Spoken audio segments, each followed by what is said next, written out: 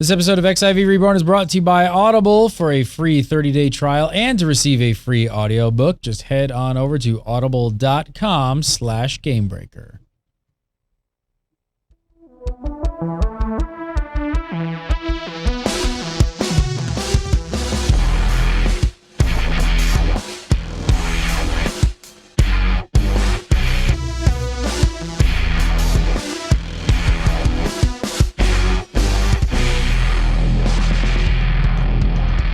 What's up, everybody? Welcome to episode 16 of XIV Reborn, the Final Fantasy XIV show for November 12, 2013. Coming up on today's show, lightning strikes in 2 days. See what I did there, Burn? See what I did? Wow! Yes, I'm glad we did the mic check because I think it's broken again. There you go. Oh, yeah.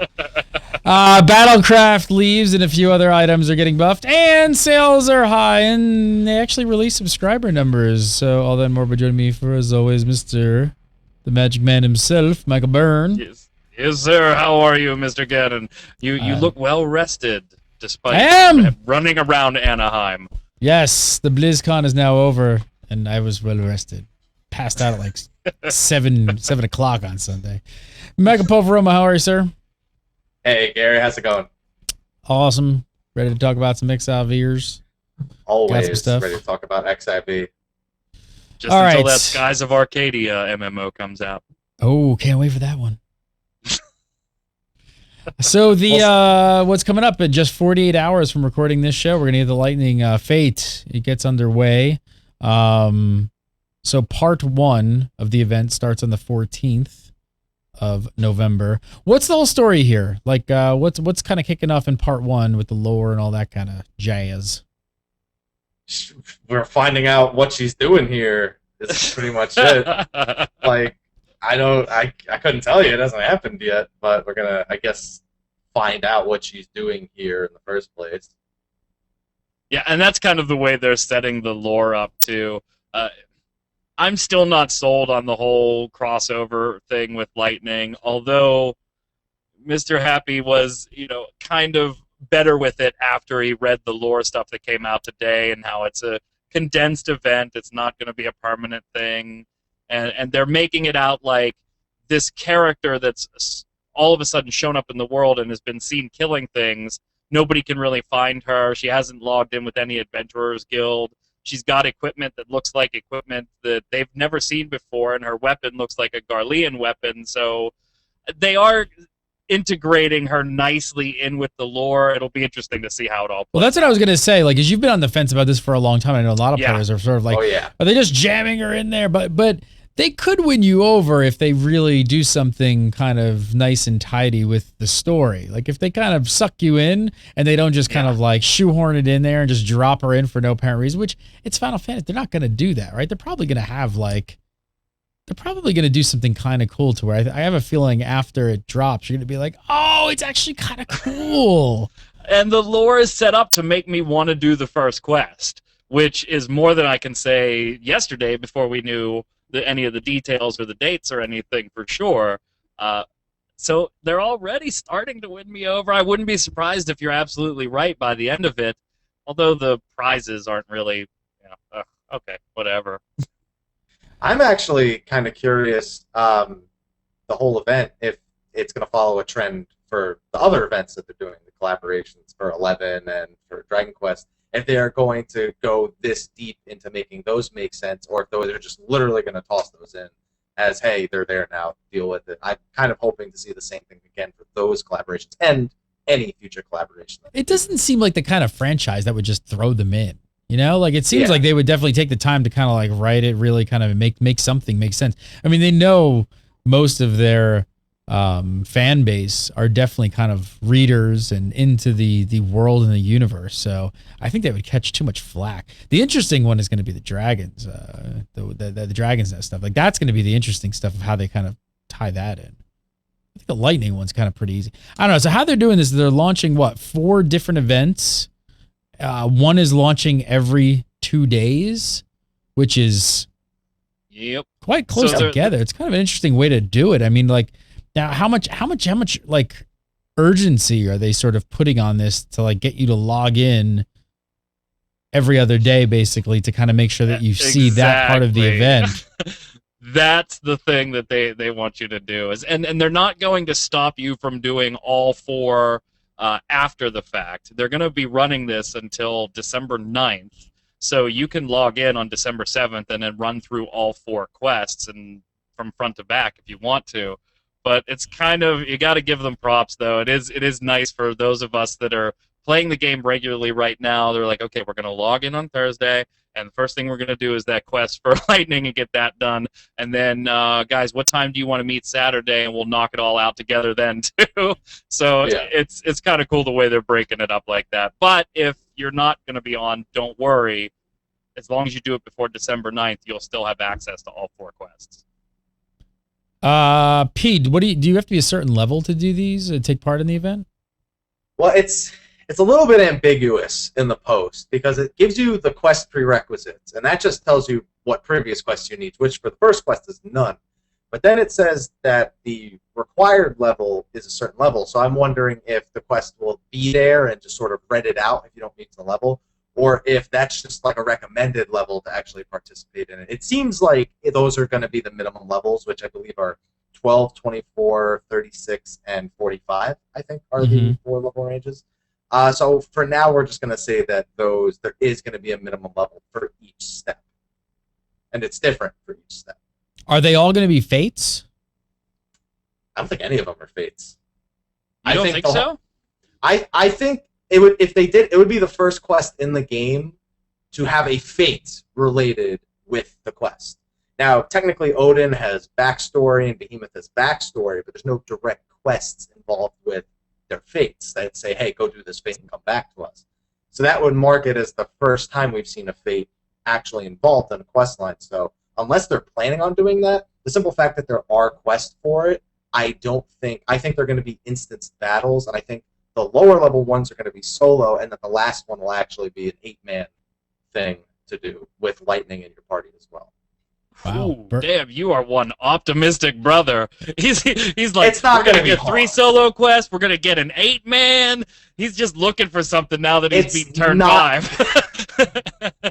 Give me a reason to get all 8 of us together again. Wrestle it up, boys, let's go. Realistically, I still don't think the quest is going to take more than half an hour to an hour to do all 4 of them. I'm not that optimistic. I literally think that if you waited till November 20th, you could probably do all 4 of the quests in about an hour. I don't think it's going to take much longer than that, and I don't see a reason for it to take much longer than that. But that's how I foresee them doing it. Of course, we'll know in the next 8 days exactly how it plays out. Burn, I sense you think you're a little you're a little more on the side of it might be a little less ambitious.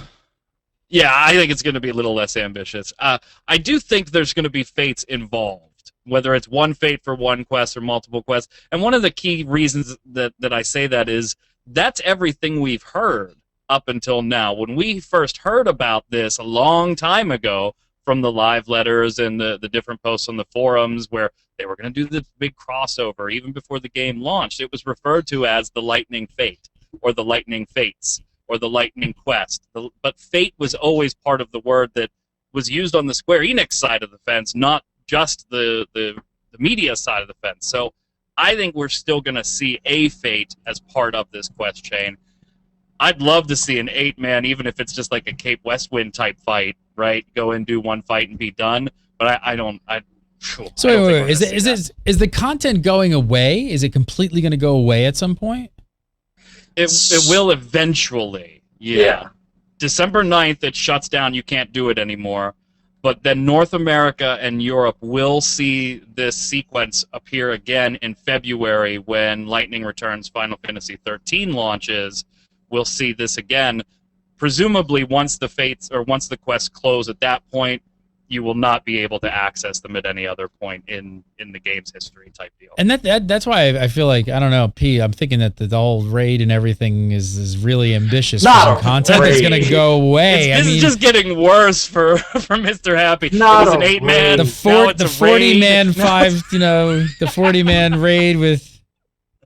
Can I defend myself a little bit here? It's literally only based on that one trailer that they gave us. They gave us a trailer with what looked like a cutscene with her. Now, that could have purely been for, trailer purposes, but seeing some of the other trailers they put out for their content, it seems kind of strange that they would take something that they developed only for that one YouTube video, and only, like, for example, the PvP video, all they did was film themselves in game, and they only used what was already in game. So I think that actually we're going to have that cutscene sort of play a role.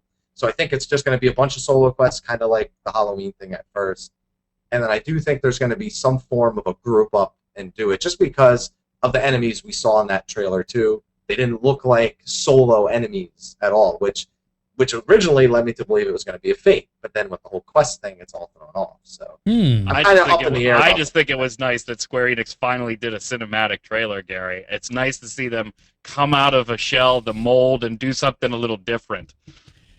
I'm not going there, Burn. All right, let's talk about fat loots. Let's talk about loot. So you're going to get some armor and weapons as a reward here, but is there any value besides cosmetic? Do these rewards have any stats? Yeah, they have stats. If you're level 13, they'll probably be pretty good, because that's what they are. And it's hard to tell anybody seriously, yeah, you know, they're level 13 items. Ha, ha, 13, I get it. Ha. No, I'm serious. Are you kidding me? Like, that's the reaction I've seen all day, is that they've really made the items level 13, and that's been a rumor going around for a while, and now we haven't confirmed that they are indeed doing that. So mostly cosmetic, but if you do end up wanting to, like, maybe level your pugilist, and it's only level 1, at 13 you could realistically use the monk weapons as a viable weapon, or the pugilist weapons. Sorry, since it's level 13. There are some people in chat that are going, holy shit, that just clicked. They're level 13. Wow, really? Like, oh my god, it all makes so much sense. I don't know. I mean, it's kind of weird though. Like, if they were going to be super uber rare, but I feel like most players are just gonna. It's going to be easy to get. It doesn't seem like it's going to be a really hard thing to probably do. Everybody's going to get it. They're level 13. Like, what's going to be the point then? Like, what's going to be the point to have them? They're just going to take up space, and you're never going to use them again. If they have stats for level 13, what the hell are you going to do with them?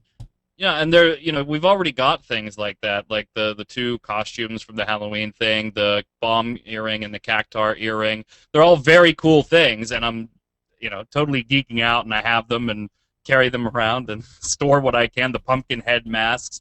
But these are going to be the same thing. Later, we're going to see the vanity stuff put in, which is going to behave more like Transmog does in World of Warcraft than Vanity does in Rift. That's when it kind of makes sense, because then I don't foresee these items being eligible for that. Why? Nope. Why? I mean, that seems like what most would use for, but I don't think we're going to see them. Why? I don't think so either. Why do you think they would restrict it? Just because they want it to be a purely vanity item, and that is all it's good for. They don't want people to be able to make an item that they're going to raid in. Look, they basically don't want people going into raids looking like lightning and snow, particularly.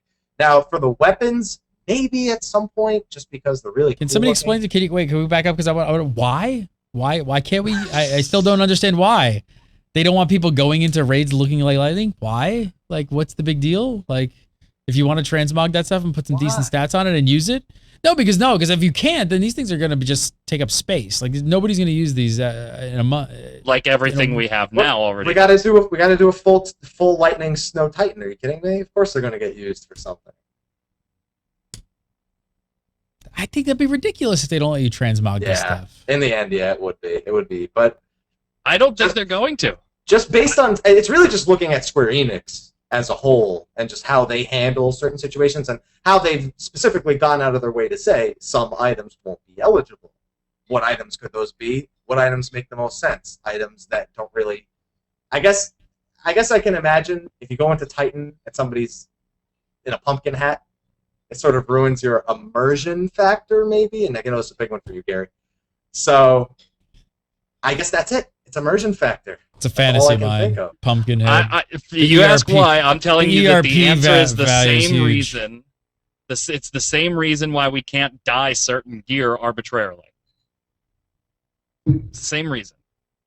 Whatever that reason is, it's the same reason. But that's like that. I understand that more than this. Like, they're designing these things. They're gonna look cool. It's not like you're gonna be able to, like, you know. Have you seen some of the Bard armor? Looking I don't cool get was that. not on the list of bard armor. So this is gonna have like almost zero value to you after this event. Colorblind, Mr. Byrne. Besides and those having pants the piss me items. off. Besides having the items and showing them off when people can't obtain them. Which Yeah. is gonna. All right, whatever. I'm moving on. My thing though, Gary, is if they allow this, let's say they allow you to transmog things like these or the behemoth armor, then Right. everybody and their mother is going to be running around in the behemoth armor. There is no special aspect to it anymore because everybody's running around in the coolest armor, Who which cares? is behemoth armor. Okay, but let's put stuff in the game that has apps that's cool, but you really can't use it because it has shit stats. Like that just makes no sense. Welcome to Square Enix, though. If you Right. play Final Fantasy XI at all, you're used to that idea. I don't know. All right, move on. So you said so the event's going to end on December 9th, but North America and EU will see the event again in the future. When did you say? I might have missed it. February, when Lightning Returns Final Fantasy XIII launches. That's what are the dates? 11th and 14th for NA and EU respectively. All right. Why? Why? I don't get it. Well, now we know the name of the episode. Well, we don't know. I Gary, gotta say, we don't November know, wait. 2013. Why? Why? But we don't know if they're not going to let you transmog. We're just guessing here. No, So we're just that's just my guess. Yeah. Mine too. And I'm going to say Mr. Adam. Saturday. All right, let's move on.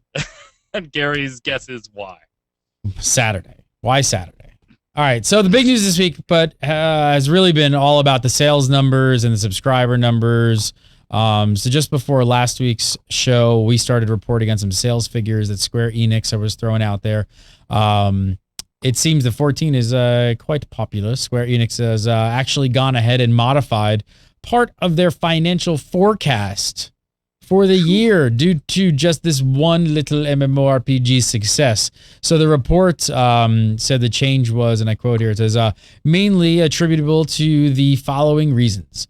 Net sales in some areas exceeded their plans, such as distribution of software titles for consumer game consoles in North America, software sales of Final Fantasy XIV, A Realm Reborn, a multiplayer online role-playing game released in August of 2013, and sales of arcade game machines.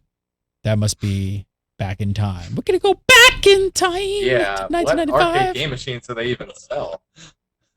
This whole quote here to me was like a nice way to hide the fact that Final Fantasy XIV, A Realm Reborn, single-handedly changed the financial outlook. So this is like a 6-month period. They haven't revised the full year yet.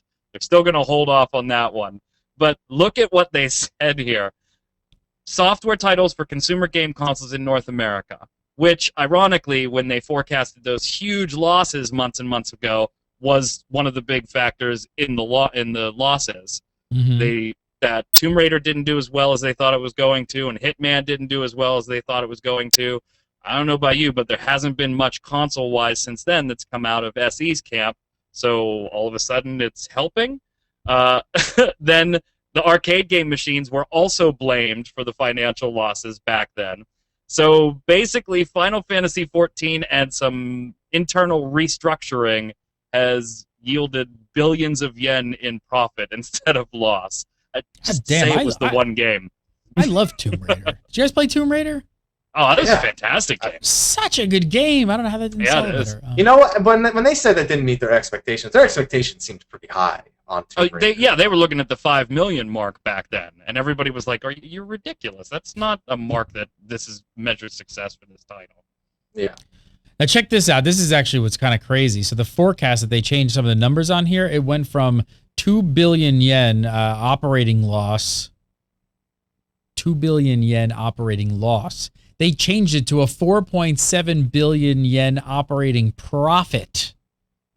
So That's a lot. Squeenix be happy. Squeenix be having a good time.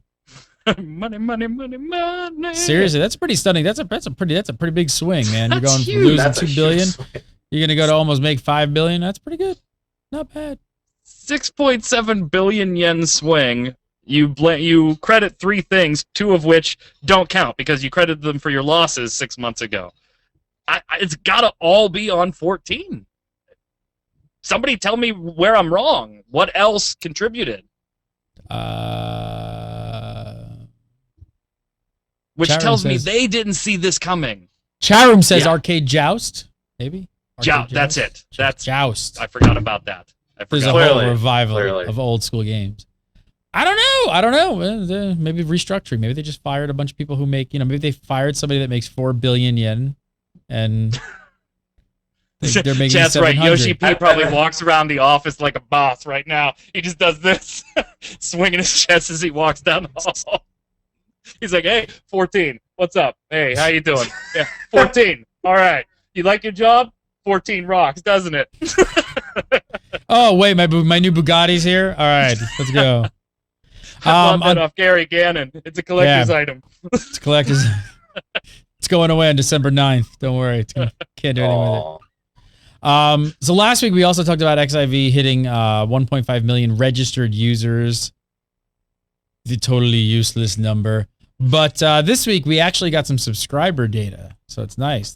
So we all had some predictions on this number for a while of what this was going to look. But looks like Burn is the winner on this one. So I know, right? Crazy. So I can get this in frame here for you, but boom.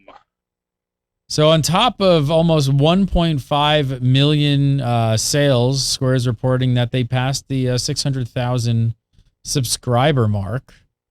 And Burn, you stuck to the 600,000 to 700,000 prediction, if I remember right. Yeah, I took some flack for it back then too. But yeah, now I'm stunned. Like, that was my optimistic guess, and it's really nice to see that number right there. That's huge. What do you guys think this actually means for actual retention? Yeah, that one's kind of hard to calculate, I think, because it's tempting to say, okay, we know there were 1.5 million sales and or registered accounts, and so we have 600,000 subscribers. Oh, guys, that's less than 50%. I think that's tempting, but I don't think that's accurate. This is an odd launch that too much went into. You had version 1 people that either stayed away from the game or decided to come back and play the game. How do you factor those guys in or out? Do they count? Do some of them count? Did none of them count? You had people like me that bought, and Mr. Happy, that bought version 1.0 and also bought 1 or 2 copies of version 2.0. How do you factor us into the equation here? So I think there's too much to just do that accounts to subscribers comparison. I would hesitate to make a guess, but I'm going to. I'm going to guess that the retention's probably around the 45 to 50% mark, and that's based on Yoshi P's former statements. Last week we talked about where they beat the 35 average percent by wide margin. So I'm going to say about 45 to 50%, 600,000. That seems about right for me. I'm curious to find out what you 11 fanboys think. Because this what would you like to know?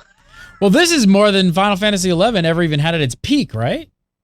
Yeah. It's pretty impressive. It's not too. It's impressive, but to me, it's not too surprising. Just looking at the 2 different kinds of games that they were. 11 really reached out to a very specific type of gamer. The people who didn't want the traditional, action bar-based MMO, and there's a lot of people who didn't want that too. So I think that because Final Fantasy XI also came out in an age where MMOs weren't really a big thing yet. 2001 was the release in Japan on the PlayStation and PC, and what is it, 2002, 2003? That's before WoW even came out, and I guess you can say that WoW sort of popularized MMOs. That's when the age of MMOs began. So I'd say that it was that just the time frame of which it was actually released, and then comparing it to the more popular MMOs, like the most popular ones that were on the market, primarily World of Warcraft, it really reached out to a very specific and niche type of player who liked those menu-based games, who grew up with the Final Fantasy games and wanted to try an MMO. Sort of how 14's trying to reach out to the people who liked the Final Fantasy franchise and want a modern MMO. So P, where do you think where do you see this number stabilizing at? You know? Can I ask a question on that one that you might find interesting there, Mr. Gannon? 1.0 almost took Square Enix down, almost demolished them as a company. Now it saved the entire company. Now we're talking about Final Fantasy living up to its name yet again and being the Final Fantasy and saving the company for a little while. But here's the long-term question. Yes, I agree with you, Mr. Happy, on all the Final Fantasy XI stuff. Different time, different audience, so it's kind of a neat, oh wow, look, the numbers are higher. Do you think that at some point we will be referring to Final Fantasy XIV as the most profitable Final Fantasy in history, given that Final Fantasy XI currently holds that title? Yeah, for sure. We won't be having that conversation for a long time. Yeah, well, it needs to live. Yeah. I mean, they probably Final Fantasy XI. Final Fantasy XI has had 12 years now to collect all that money and hold that title. And granted, the numbers weren't always huge, like anywhere between 200,000 to 500,000 usually. But 12 years of that is a long time. Plus all the expansion sales. Plus, because I mean, just start tracking and tracing it year over year, and just counting apples to apples instead of apples to oranges. Don't count 12 years of existence. Just look at like year one compared to this year one. The reason I asked that, and I know I'm asking you to potentially project out a decade and make. You're trying to say, like, is it gonna retain the player base? Think of what you just said. Actually, exactly. Yeah, I mean, it sure seems like it's going to. That the way they need to market this to keep it profitable is very different than the way they marketed and developed it for Final Fantasy XI, and that's going to be an interesting pace to try and keep up for a decade. Yeah, I think they can keep up this version of this MMO for a decade. I don't see them wanting to like shorten the life cycle of developing another MMO and like in 3-4 years all of a sudden be like, hey, we're gonna come up with the next one. Final Fantasy I don't know. 17. I mean, attention spans have but that's grown all right, shorter, guys. We get 2 tries at it. Yeah, I don't know. I mean, look at WoW. I mean, they're still going on that long. So I think 14's definitely got the staying power at this point. As long as they keep pumping out really good content at a good good cadence and keeping people happy. I mean, it's still kind of early to tell. We're only in month 2, 3, 2 or 3, 2 or 3. It's still pretty early. I think when you start hitting, they got 9 years and 10 months. Yeah, but I think what's really going to be interesting is where we're at when we're at about the 8 to 9 month mark. Like, I think that's when it's going to be interesting to see like what's happening at that point. Because like the first 6 months, you're obviously going to have that is it spike. A lot of people drop off. It stabilizes. You've got a lot of people who will hang in there and wait for content that maybe even doesn't exist for an MMO. Even not saying 14, but even like a game that maybe is hurting a little bit. Not saying Final Fantasy 14 is hurting. I'm just saying there are a large portion of the community that will always hang in there for a few extra months. So I think by month 8, 9, 10 is when it's going to be really interesting to see like how much there is to do for Mr. Happy. I think that kind of takes your next question on, which is where does the number stabilize? Yeah, like where do you guys think the number is going to stabilize at? Like, what do you think is going to be a good number? I'm actually just slightly below Burn. I think his number is pretty good, his retention rate. I'm going to say 40 to 45%, more or less. I think that wide margin that they spoke about, it's going to narrow down a little bit. 2.1, we'll see what happens after that, and we'll see if we get some new numbers based on the first content patch. Don't know if they'll do that, though. I don't think those are really the numbers they're looking at. But I'd like to see return rates for 2.1, because obviously there's always a fall-off rate between patches. For all MMOs, there's always a fall-off rate. I want to see a return rate based on expansions, based on big patches, and then I think we'll see who really gets this. But 40-45% based on all of that is what I'm going with. There's a lot of competition coming up in 2014. That's the scary part. Is the 8-month time frame for Final Fantasy ends in 6 months. Well, in 6 months, we will probably see the Elder Scrolls Online. We will probably see WildStar. We might very well see Warlords of Draenor by then as well for WoW. So I'd like to stay at my 600-700, but if I'm looking at 8 months into the lifespan, which is going to be mid next year, I'm gonna park it at about 450 to 5 for my stabilization number. I think I actually think I'm going to go around that number. I was going to say about 500. I think they could like stabilize at about 500,000 and just kind of keep riding that and potentially grow over time. You know, as long as they keep putting out really good content and good updates and stuff like that, I think they're in good shape. On the flip side, let's talk about this a little bit. There was a lot of bans were tossed out for guild sellers and their advertiser. How's the bans been high? But how's it been looking right now in game? Skill spamming and all that kind of stuff. Is it getting cut down? Strangely, it's getting cut down in game. Even more strangely, it's rising up a bit more out of the game. Oh, really? You're just getting like random emails? Twitch messages have become increasingly common in the past couple of weeks, and I'm sure that's to combat the in-game bans. They're probably going to the Final Fantasy XIV streams, looking at people who watch those streams and reaching out to them. Facebooks as well. I've been finding out about those. Even somebody said that their wife. They told me their wife had actually been getting Facebook messages for a while now from them. So they're looking at other avenues to reach out. And I don't know if you know this, Gary, but they've been reaching out to me they've been asking me to them to sponsor my videos. There you go. Which is not going to happen. Revenue stream, Mr. Happy selling gold. Absolutely not. But in game, less and less. Out of the game, my Twitch messages are filling up a little bit. Well, I guess they got to find an outlet. They got to find someplace to advertise. So if they're getting banned left and right, they're probably just like scattered trying to figure out, hey, where are these players playing? They're obviously on Twitch. Let's hit them up there. Yeah, for me, the shouts have gone down, but the whispers have pretty much stayed the same. And there's reports on the forums, unconfirmed stuff right now, but if it gets confirmed, you'll see me writing about it. There's some scary stuff right now with RMT that really needs to be reined in really quickly, or there's going to be huge problems. What was this all about this week as well? What's going on here with imposters? There's like some issue with imposters going on. What went down here? What's this all about? You have any like hard details on this? Because he told us that there were some third parties pretending to be players and they infected a part of the market. That's all I got. I had never even heard. I don't go to certain outlets of information as often as I should, but I didn't quite understand what was going on. I think Mr. Happy was just like, you visit those shady Final Fantasy XIV sites. Could you tell me what's going on there? So, yeah, Yoshi P, there was a maintenance to address an issue with people impersonating people, and we're not going to go into it. He was like, it was the Yoshi P dictatorship, where we're not going to go into it and talk about it. We're just going to go fix it, live with it. But so the gist of what's happening is that RMT accounts were creating characters where they would look at Mr. Happy's character name and recognize that he's a 50 and recognize that he's a streamer and recognize that he's got all kinds of good gear, so he's probably got some friends that probably have good gear too and maybe need some gil. And so they would say, oh, his character's name is Mr. Happy.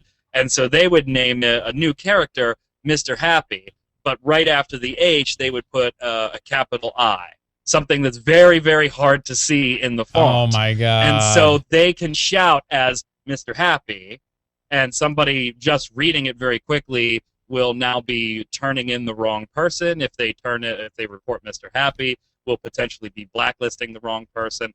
That's one aspect, and a very simple aspect of this problem. The more detailed, complex stuff, Yoshi P hasn't given us the details, but just that first one is concerning enough, I think. Burn, you got to stop impersonating Mr. Happy. Report. Yeah, you have to put stop. it in. It needs to be in now. Right-click, report, and ban. It needs to go. Hopefully soon. My macro is going strong.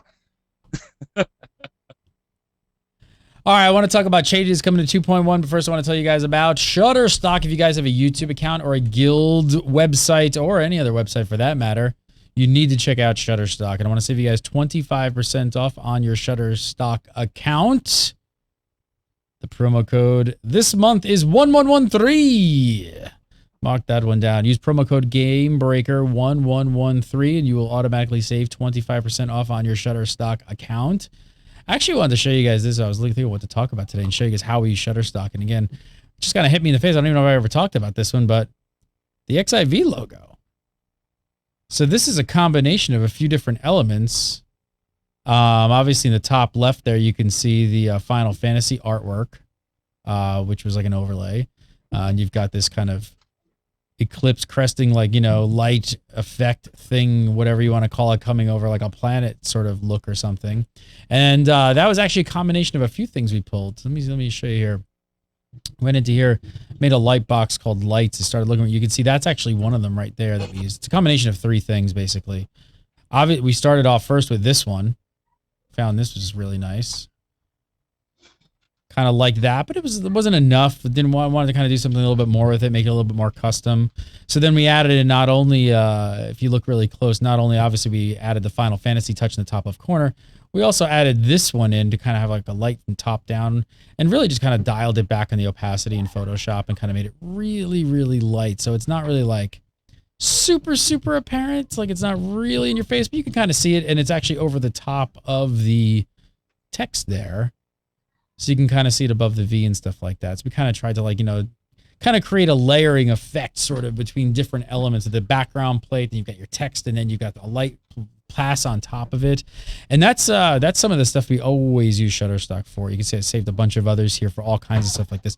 What you do if you got, you take these into Photoshop and you start messing around with what's called like the compositing modes, where you change them to overlay or darken or lighten, and it kind of completely gives you a new effect and knocks back that dark, and you could kind of overlay things on top of things and stuff. As Shutterstock is just an awesome place. The first place, like, I'm not going to make this. I mean, we could sit here and try and make this thing and this whole like light rays and beams and stuff, but that's crazy talk. That's nuts. I'm not sitting there making that. Somebody's already made it and it looks awesome and it's better than I can do. Check it out. Go over to Shutterstock today. You do not even need a credit card to sign up. Just sign up, make a free account, start looking for stuff, creating light boxes, saving images, all that good stuff. And then when you are ready to make a purchase, just make sure to use promo code GameBreaker1113 and you will save 25% off on your account. Shutterstock.com. All right, so back on the subject of keeping players, let's talk about the more changes and updates that are coming to 2.1. So it seems 2.1. I mean, it seems like every week they're just adding more and more and more to 2.1. Some big, some small, some quality of life stuff. Before we get going here into like the nitty gritty, what do you guys think? Do we still all think that patch 2.1 is coming this year? No. Cringing, no. I don't think so. Why? Well, first off, there was Gary Cannon, November 2013. Why? So, chat, no, it was not confirmed for December. It was said that it would be before the end of 2013. So all of us just kind of assumed November, December-ish made sense given an August launch.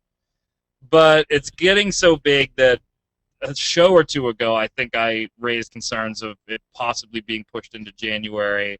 We have another live letter coming up November 22nd, and we're going to get into what's on that live letter a little later, but one of the bullet points on it was that they're going to talk about a few other topics on the December that will be coming in 2.1 on the next live letter, which would presumably be around mid to late December.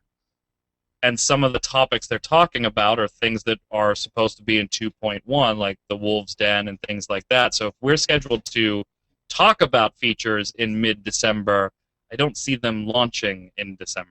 So to me, I think, as much as I hate to say it, I think 2.1 gets pushed to January. Ouch.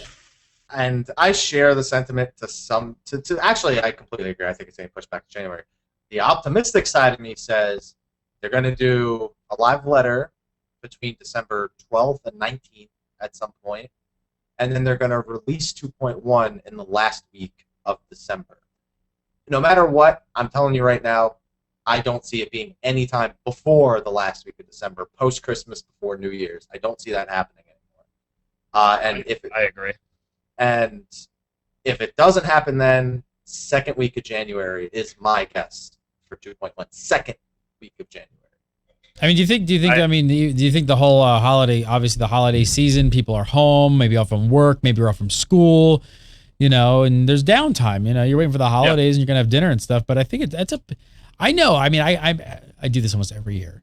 I don't. Do you guys fall into the same category where like every year it's like Christmas time? You're kind of like you're sitting around, you're not working, you're not at school, you're bored, and you're like, man, maybe I should play that old MMO that I haven't played in quite a while. I'm not saying Final Fantasy is old, but you start thinking about something to play. So I would think that for a lot of people out there, maybe there's people right now who are kind of sitting on the fence waiting for 2.1 or just, kind of like Mr. Happy Ears waiting for something. Maybe he's not playing. Like I think it'd be a perfect time. They drop a big patch. If they can get that patch out for that window of sitting around, I think it would get a lot of people back in while they're sitting home and, waiting to eat some turkey. I totally agree. I mean, I would love to see this bad boy in December. Nobody would love it more than, well, maybe Mr. Happy's Free Company would love it a little more than me because they don't have much to do right now. But I would love to see this in December. But I think if it makes it in December, like Mr. Happy said, it's as late in December as it could possibly be while still being December. I think that's okay, though. I think that would work out still and kind of fall in that window of being that off. That would work. That wouldn't piss people off. If this goes to January, there's gonna be a lot of people pissed. A lot of people pissed. But you got to remember, even the time the game launched wasn't exactly opportune. It was right before, just as summer was ending, when people are about to go back to school and are done with their, getting their last summer vacations out of the way. So while it would be a smart move, it also would have been a smart move to have that MMO release at the beginning of the summer and not at the very end when people are going, I would love to, but I won't have the time in September. And granted, that's not a huge portion of the world, but I'm sure it influenced a lot of sales just in that time alone. So this could have the same sort of almost negative impact of releasing just a couple of weeks late and it being just a little bit too late for some people. Well, we can hope. Hopefully we'll get a date soon. If it's going to be December, we need some sort of date. We'd love one. I mean, it's already mid-November. Next up, we get this question all the time. Viewers always asking about the potential for a Fate experience nerf. I think it was like the first week the game launched, we were getting this right? question.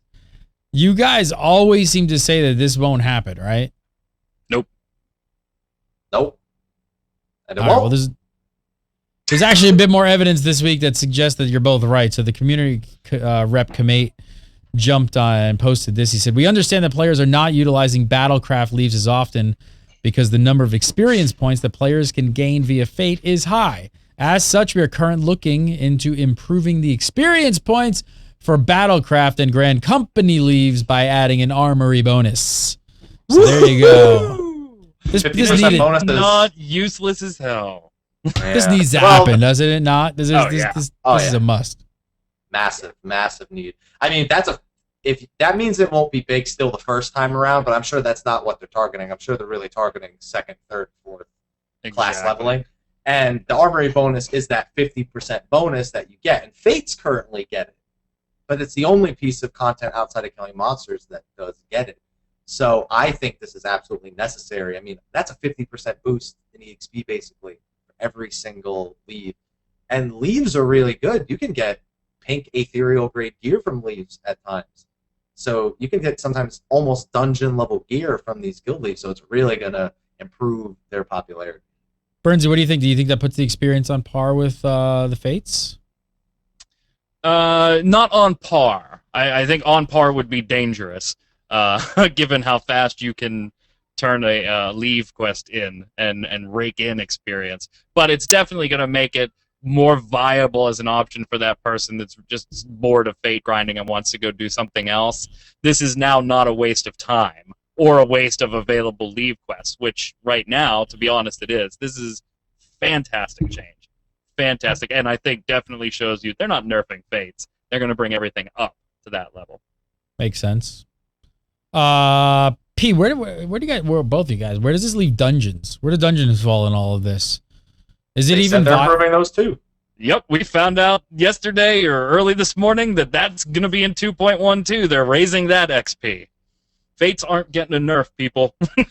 Everything else. Yeah, it's some XP boost. Do you think are dungeons going to be worth, like, if you're leveling a second, third, fourth class to actually, are they going to be viable at that point?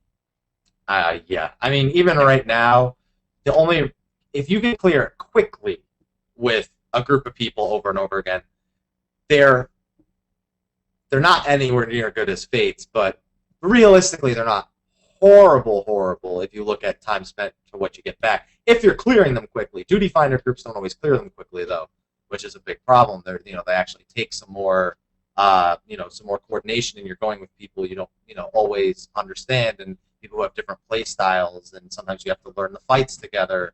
And those are things you just don't have to do at Fates. You don't have to go through that whole learning process. It's your first time in there. Or having maybe one player that went AFK or something. You don't really have to worry about that. So I think for controlled EXP going up to 50, like, hey, you want to level a new class with some friends, it'll make it almost on par with Fates. I still think being with the Duty Finder, unless something else we're going to talk about in a little bit ends up being extremely good for leveling, then I don't know exactly how popular they're still going to be. What could it be?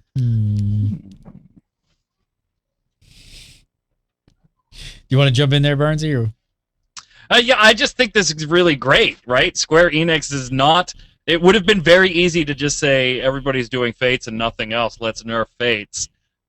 But I think that they were like, look, the people are doing that content. Let's not cause them to stop doing that content. Let's up everything else so that it gives them other options in addition to what they're doing now. They totally approached this the right way. In my Positive opinion. Absolutely, reinforcement. 100%. Yes. Kamate also jumped in and chimed in on this issue. He said this time he was talking about people leaving the Duty Finder when queuing up for dungeons already in progress. Tanks are dicks. Before I read this reply, what exactly is the issue here for people who may not have experienced this? Okay, so let's do a scenario here. You have a main story mission, puts you through Stone Vigil. Stone Vigil is kind of a long dungeon. You don't want to do the whole thing. So what can you do? Let me guess. You can queue up in progress, all 4 languages. Wait till you get that 2 of the 3 bosses have been killed. Click yes, only kill the last boss. Progress. You can also do that for Castrum Meridianum to get your 100 philosophy points, or Wander's Palace to get your mythology points. That is the problem. People are indeed doing just that. And if they get an in-progress party that's less than 2 out of 3, they leave it. Working as intended. All right, so Kamate said the development team is aware of the fact that there are some players who will constantly withdraw when you are being matched with players via the Duty Finder. They plan on implementing countermeasures for this to decrease the frequency in which this happens. However, they will not be able to address this right away as there are other wrapped up, as they are wrapped up with other high priority tasks. On another note regarding this, we do not plan on giving penalties to these players who withdraw when you are getting ready to commence, due to the fact that there is a possibility that players who do not have malicious intent could be penalized. So, and that's the part I don't like. That's the working as intended. Totally working as intended. Why? You think they should be penalized? You think they should just start penalizing everybody? If I leave a duty early, I have a debuff timer before I can queue up using the Duty Finder again. So if I queue up in a certain group type that I'm willing to accept, and I don't accept it, whether it's for a malicious reason or not, then there should be a penalty on an amount of time before I can do that again. I think that makes sense. Yeah. Hell, 30 seconds would be enough to annoy the people that are trying to abuse it and not tick off the people that aren't going to abuse it. Just something to stop them from random, just bang, bang, bang, bang, bang, bang until they get the group they want, which is what they're doing right now. Some type of penalty has to be there. Come on. What do you think, Pete? You think they should have a penalty? Yeah, and I think 30 seconds to admit it is fine, because what that also does is it gives the tanks that are trying to do it fairly, that queue up in that time, it gives them a chance to get put into those groups that are actually looking for the people to finish it. I mean, I've had times where I've been stuck at a boss for, the second boss, like just doing a Duty Finder group, just to do it with like maybe a tank or a healer to try and, figure it out or teach them something. And someone will leave before the second boss, and nobody who's doing that in progress thing ever says yes to those things. No, it's impossible. You're never going to get somebody to fill that slot, because either most people won't click party in progress at all. It's not like heavily thrown in your face to the point where newer players know about it. And players who do know about it, for the most part, are only looking to abuse it. So when you get there, you're stuck. Bottom line. So I think that there needs to be something to get players in there. And a penalty could create more problems, but I think it could also save a lot of people some headaches for, yes, I would like to queue up. Okay, he left. Yes, the guy left again. Yes, okay, the guy left. Just over and over and over again. It's another case of let's not do it because it might affect some people negatively when we could do a lot of good by implementing it as people want us to. Byrne loves that. And he loves that approach. Yeah. And well, just look at the last sentence, because that do not have malicious intent could be penalized. Well, if you don't have malicious intent and you're leaving the queue for some reason, it's because you can't do the dungeon.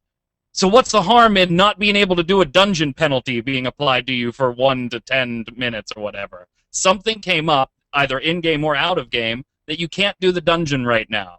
My cat might have walked across my keyboard, Byrne, and accidentally... Means, then you need 10 or 15 minutes to beat the hell out of your cat. So you got plenty of time. Don't worry about it. I'm calling PETA on you.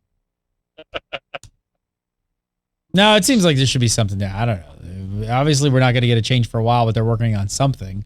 So...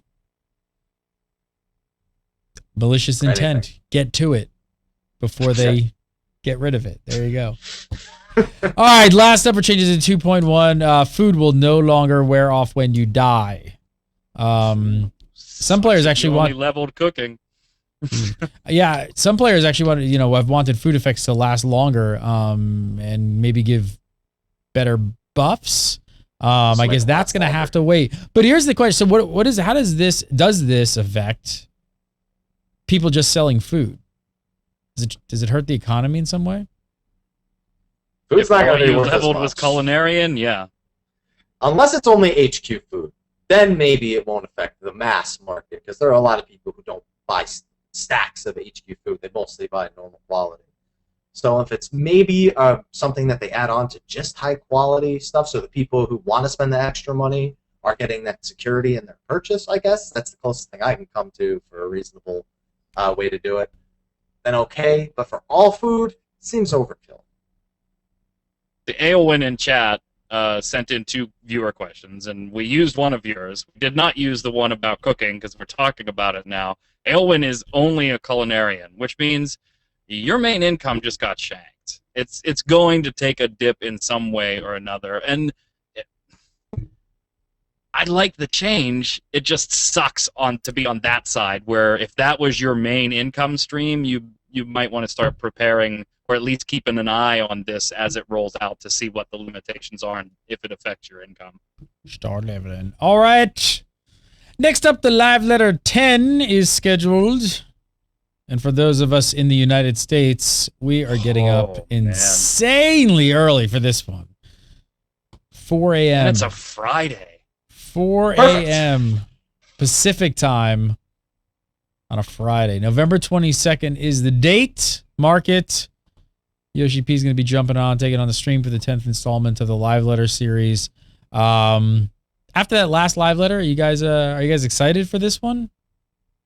Oh yeah. Especially, I know Mr. Byrne has about 1 million jokes waiting to come out of his mouth. Because I jumped on that so quickly. Well, he wants. I think what he's thinking is, are they actually going to answer, some real player questions, or more like of an agenda-driven style live letter? That's going to be the question. Mr. Happy's just looking for something to do that doesn't involve an alternate class right now. I'm actually looking forward to it because it caters more to PvE.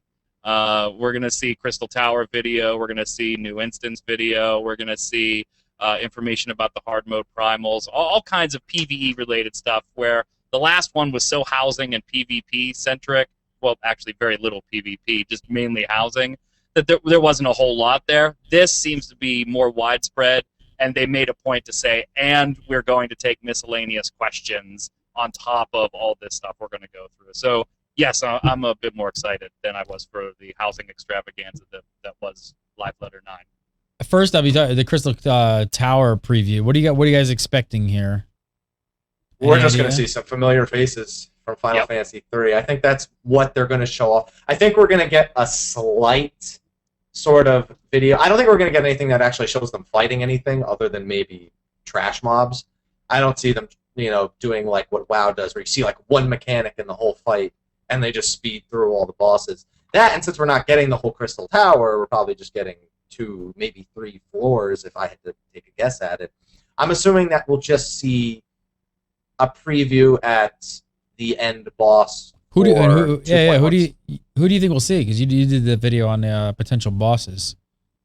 I think, okay, the one thing you got to remember about the Crystal Tower is that even though it's from Final Fantasy III, it's being built as if it belongs in Final Fantasy XIV. The lore-wise, it's something that's based on the same technology that's present in the rest of the story, the whole Allegan thing, which if you don't know in the lore, you can read up on it. There's really not much in there now, but it's an ancient civilization built the machinery in there. So I think that while we're going to see some familiar faces, and I personally think we're going to see a face from the lower parts of the dungeons. I think maybe Amon is one of the bosses. I think we'll see Amon. I think we'll see Cerberus. I think Cerberus is 100% guaranteed as a boss for the first or second floor, just because he's a gatekeeper and it's sort of like the entrance to the Crystal Tower kind of deal.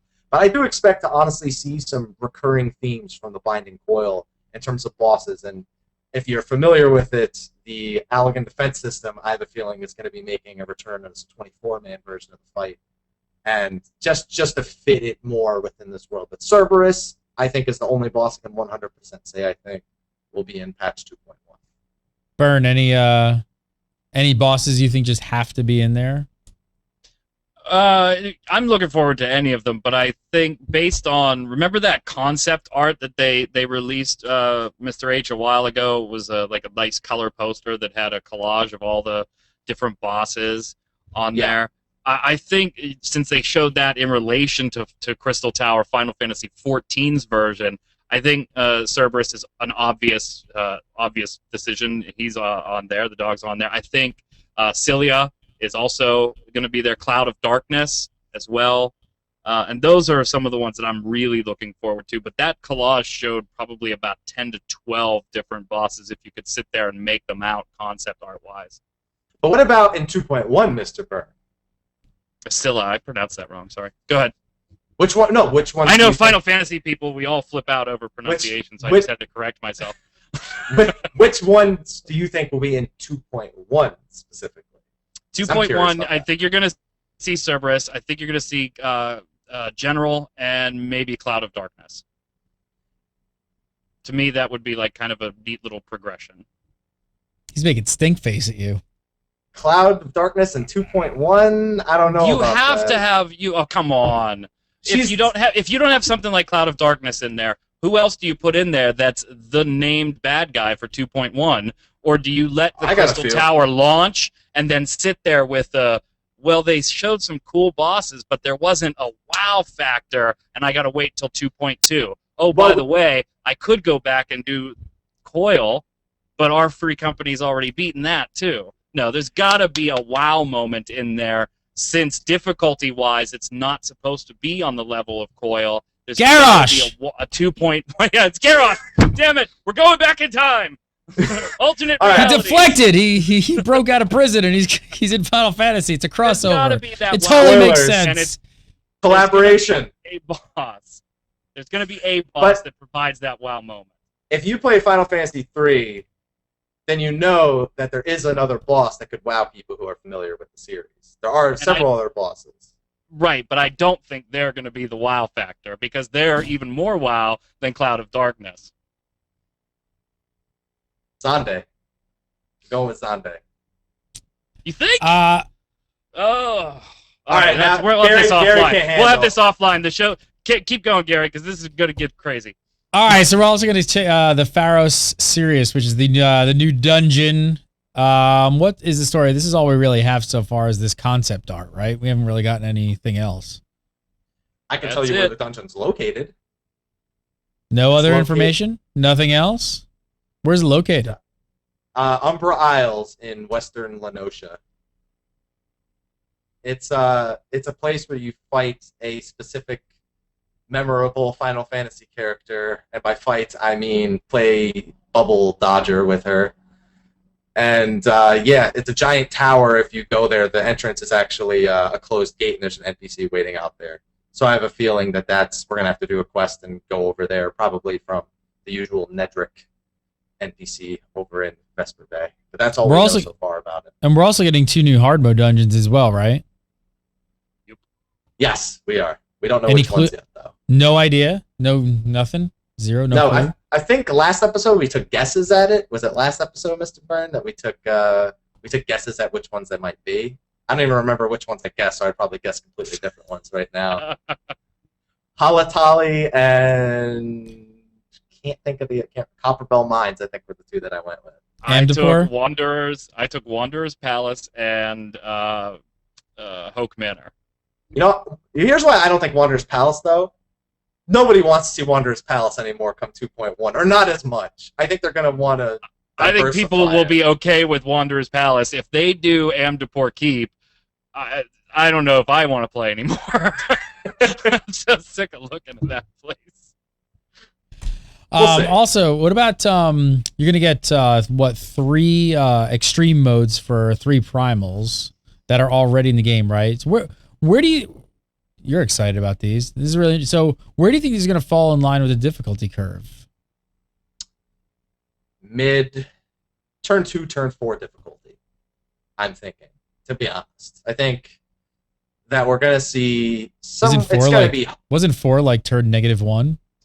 No, turn 3 was turn -1. Oh, 3. Oh, that was turn. If it's turn 3 difficulty, I'll be extremely disappointed because it means there's no loot, no bosses, bunch of trash, and some potions basically involved. I mean, do you think that this is this going to keep you guys kind of hold you over until 2.2? It's tough to say. I really want to see how they implement, and I'm kind of curious. Everything's had a rhyme or a reason up till now. Every other than some of the side dungeons, everything that's been primal related or storyline related has been do this, then this, then this, then this. Are the extreme mode primals going to be extreme Ifrit, extreme Garuda, extreme Titan, or are they just going to be their own entities that you can go challenge separately with their own similar loot tables? I'm kind of curious to see how that all plays out, and without knowing that, it's impossible to say that they're going to hold me over. I think Square Enix is more or less looking for other things to hold people over, like dailies and treasure hunts and Crystal Tower and what about the Good King? Primals fit in there. The Good King is amazing. Yeah, chat just said we need a new primal in 2.1. You're getting it. Good King, Moggle Mog the 12th, returning primal. That was tell me about it from 1.0. That was a pretty tough one, right? Yeah, he was a pretty interesting fight in 2.0. It wasn't a traditional fight by any means where it's like, oh, there's the boss and then we do this. It was more, if you're familiar with the term a council fight, it most closely resembled that, where it's a lot of bosses all part of the same encounter, but they're all bosses. It's not like a boss and some mini bosses. Every Moogle in that fight had their own sort of difficulty curve, and dealing with them all at the same time really made it interesting. I think that this is a good opportunity for them to make that kind of fight a council fight, where it's multiple bosses at once and you have to sort of deal with them, sort of similar to Turn 1, if you've ever seen that. I'm hoping to see some decent creativity here. And another thing, in 1.0, the mini Moogles had jobs that weren't available in the game yet, like a thief Moogle. I'm curious to see if they start throwing in maybe a Musketeer Moogle or something along those lines for the 2.1 re-release. Mm-hmm. All right, we're also going to be getting chat roulette. No, we're not. Duty roulette. What the F is duty roulette? I want Which chat just roulette. Sounds barely better, right? Duty roulette. It's just a little bit better. What does that mean? So it's a random queue. So instead of being stuck running one of 2 dungeons for philosophy or mythology stones, you can opt to randomly run a dungeon that they will pick for you, and you'll get extra bonuses because of it. And this is what Mr. Happy was alluding to earlier, that could potentially be the experience equalizer that they use for dungeons and to bring them up on the level with fates and the new battle leaves as well. So, win-win. If you're low level, there's not a lot of people queuing up. All of a sudden, now the level 50s are interested in taking random queues to get any dungeon because there's extra perks and benefits for it. And the extra perks and benefits are webcams and penises. That's what they are. Right. Lots and lots of peni. Yeah. Here's something we actually have. Yeah, peni. I don't know. Here's something you actually haven't heard about that before. So we're getting the esthetician. What is this? Is that how that's pronounced? Esthetician. Yeah, that was okay. That's the first time we've ever heard it called that. Yes. And now I've seen it in like 4 different places since then. Is this a spa salon? Am I gonna get a foot rub? Facial. Yeah, this is your salon person that the chat the roulette salon, mixed with the esthetician. You get a facial. What? Just drop the mic. Just drop the mic right there and just walk away. Cue the music. There you go. What do you guys think this is gonna be? It's the beauty salon. The hair. Being able to put the hairstyle and the tattoos and the cosmetics and everything. Boom. All right. Just a weird name for it. Yeah. It's the proper name for it. True. So we're also going to be seeing a little bit about the hard mode encounter with a memorable foe, in quotes, from the main scenario. So I will ask the two of you, why? No, who? Sorry. Ultima. What do you guys think? Any guess who this could be? If it's not Ultima, if it's not Ultima Weapon, no, I have no clue. It's Gaius. If it's not Ultima, it's Gaius. No, too many people were disappointed with Ultima. Yeah, I mostly I think it's Ultima, but if I had to have a safety guess, it would be Gaius. Honestly, I would love to have a council fight with all the legatuses and everything, but I don't think we're gonna see that until like way in. That's a I'm long totally time convinced away. they're gonna put some magic raid in that they haven't talked about yet. It's gonna be in the Lightning Fate, or it's gonna be in No, it's gonna be the Ultima Weapon fight. There's no other option here. Come on. Why do you say that? Did this fight need a hard mode? Siren. Yeah. Oh yeah. No, it's Ultima Weapon. Damn it. Come on. The fight was cool in the aspect of the storyline. It was a cool fight, and he had absorbed all these abilities and used all of them, and it was very cool to watch it all play out, and the music very theatrically well done. You said mechanic-wise it was kind of lame, right? No, mechanic-wise it was cool to watch, but actual challenge mechanic-wise, after the fight was over, you were kind of like, oh, he was that easy? I didn't think things were going well. They were like building up, and then all of a sudden it was over. And I would have liked that to have been more challenging, because I just did that with 7 strangers who had never been here before, and we had no problem with it. So there was a lot of disappointment on the mechanic challenge wise. Story aspect wise, it was a very cool fight. But now let's make it harder and do it with your free company. And yes, Ultima Weapon. There's no other option. What do you think, P? Was it a letdown? Yes. Yeah, and I think they designed the fight to be completely pluggable, so it's not like Titan where it's like you can go with the Duty Finder and you can beat it, but it's going to take some coordination. No, you can have people completely stand still the whole fight and be perfectly okay. They can get hit by absolutely everything. I mean, the fight itself heals you at regular intervals, gives you full HP, MP, TP, just to keep you going in the fight. So even if you take TP. Yes, Duty. Yes, duty.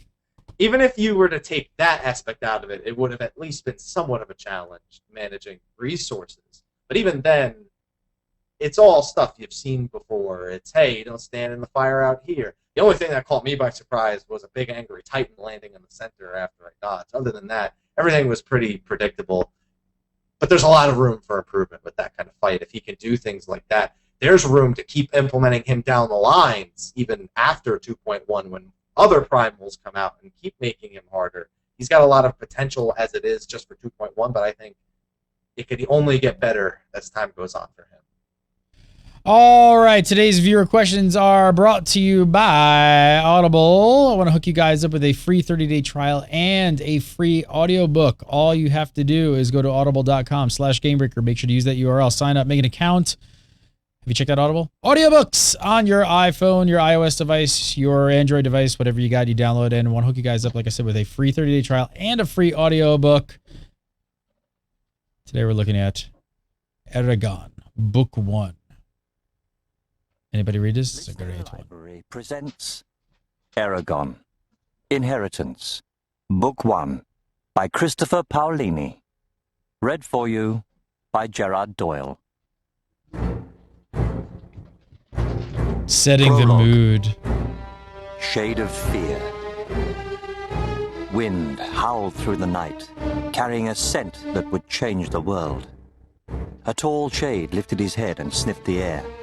He looked human, except for his crimson hair and maroon eyes. He blinked in surprise. The message had been correct. They were here. Or was it a trap? He weighed the odds, then said icily, "Spread out. Hide behind trees and bushes. Stop whoever is coming, or die." Around Just him, a little taste. You could be downloading Eragon Book 1. It's a great series. Check it out. Clocks in at like 16 and a half hours.